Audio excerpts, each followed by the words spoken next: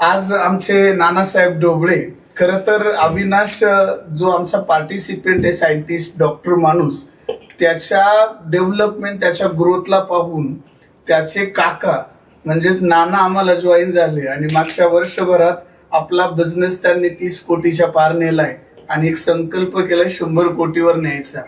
पण आनंदाची गोष्ट सांगतो, सगळा बिझनेस नानीला गिफ्ट केलाय. नानी मागे पाहते, नाना आता मॅन्युफॅक्चरिंग मध्ये पुढे जात आहेत, मराठी पाऊल पुढे पडतंय आणि हे खूप अभिमानाची गोष्ट. एका गावातून एक जोडपं 100 कोटीचा संकल्प घेऊन निघालेले, वेगवेगळे प्रोजेक्ट उभे करतायत, वेगवेगळ्या डीलरशिप उभ्या करतायत आणि सकाळी आज 4-5 ला आपलं काम ते चालू करतायत.